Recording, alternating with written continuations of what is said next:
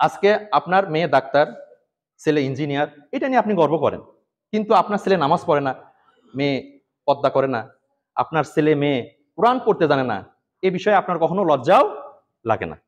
দেখেন বিষয় সেটা হচ্ছে, আর যুবক ভাই যারা আছো তাদেরকে উদ্দেশ্য করে বলি, যে শিক্ষা, ভালো করে বলছো, যে শিক্ষা তোমাকে আল্লাহ থেকে দূরে নিয়ে যায়, যে শিক্ষা তোমাকে জাহান্নামের আগুন থেকে মুক্তি দিতে পারে না, যে শিক্ষা তোমাকে জান্নাতের দিকে নিয়ে যেতে পারে না, এই শিক্ষা তোমার জন্য জায়েজ নাই।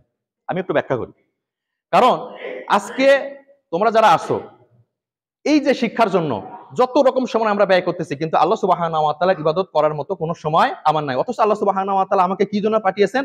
ওয়ামা খালাকতুল জিন্না ওয়াল ইনসা ইল্লা লিয়াবুদুন। আমি মানুষ ও জিনকে সৃষ্টি করেছি শুধুমাত্র আমার ইবাদতের জন্য। আমি আরেকটু ব্যাখ্যা করি।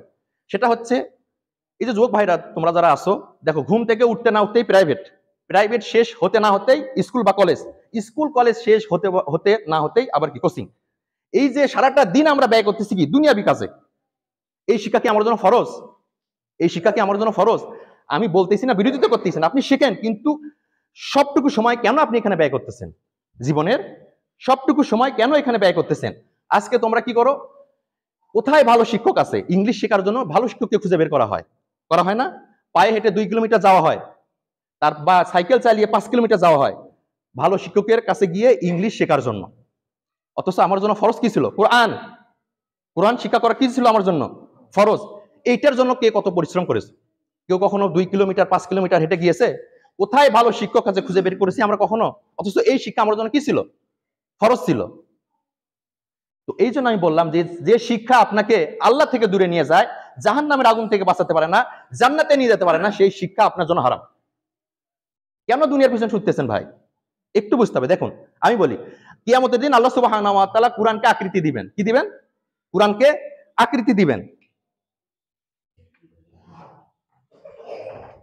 কিয়ামতের দিন আল্লাহ সুবহানাহু ওয়া তাআলা কোরআনকে আকৃতি দিবেন, এবং এই কোরআন ব্যক্তির পক্ষে অথবা বিপক্ষে সুপারিশ করবে। ভালো করে বোঝেন ইনশাআল্লাহ। আল্লাহ সুবহানাহু ওয়া তাআলা যেন আমাদেরকে সঠিক বুঝ দান করেন। একটু মনোযোগ দেন ভাই। কিয়ামতের দিন আল্লাহ সুবহানাহু ওয়া তাআলা কোরআনকে কি দিবেন? আকৃতি দিবেন। এখন এই কোরআন ব্যক্তির পক্ষে অথবা বিপক্ষে সুপারিশ করবে। কোরআন যে ব্যক্তির পক্ষে সুপারিশ করবে, সেই ব্যক্তিকে জান্নাতে নিয়েই ছাড়বে, সুবহানাল্লাহ। আর কোরআন যে ব্যক্তির বিপক্ষে সাক্ষ্য দিবে, তাকে জাহান্নামে নিয়েই ছাড়বে। এখন আপনি চিন্তা করেন, এখন একটু চিন্তা করেন গভীরভাবে, চোখ বন্ধ করে চিন্তা করেন, তাহলে আমাদের অবস্থানটা কোথায়? আজকে আমি কোরআন পড়তে জানি না, আমার সন্তান 18 বছর 20 বছর ধরে শিক্ষা ব্যবস্থায় পড়াশোনা করতেছে, অথচ সে কোরআন পড়তে জানে না। এটা আমার লজ্জা হওয়া উচিত পিতা হিসাবে। আমার সন্তান কেন কোরআন পড়তে জানবে না? আর রাসূলুল্লাহ আলাইহি ওয়াসাল্লাম কিয়ামতের দিন এক শ্রেণীর মানুষের বিরুদ্ধে আল্লাহ সুবহানাহু ওয়া তাআলার নিকট অভিযোগ পেশ করবেন। কি করবেন? অভিযোগ পেশ করবেন। এক শ্রেণীর মানুষের বিরুদ্ধে রাসূলুল্লাহ আলাইহি ওয়াসাল্লাম কিয়ামতের দিন অভিযোগ পেশ করবেন আল্লাহর কাছে। বলবেন, ইয়া রাব্বুল আলামিন, এই সমস্ত ব্যক্তি বা এই সমস্ত লোক, তারা দুনিয়ায় থাকাকালীন কোরআন পড়ে নাই, শেখে নাই, জানে নাই, এবং সেই অনুযায়ী পরিবার সমাজ রাষ্ট্র গঠন করে নাই।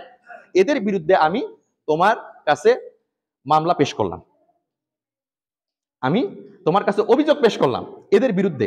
তো আমরা কার শাফায়াত নিয়ে জান্নাতে যাব ভাই? রাসূল সাল্লাল্লাহু আলাইহি ওয়াসাল্লামের। এখন রাসূল সাল্লাল্লাহু আলাইহি ওয়াসাল্লাম যদি আপনার বিরুদ্ধে অভিযোগ করেন, আপনার অবস্থাটা কি হবে ভাই? একটু বোঝেন। সময় তো দুনিয়াতে অনেক দিয়েছেন ভাই, আমরা তো 24 আওয়ার্স দুনিয়াতেই সময় দিচ্ছি, কিন্তু পরকাল নিয়ে তো চিন্তা করি না। অথচ আমার মূল উদ্দেশ্য কোনটা? আখিরাত।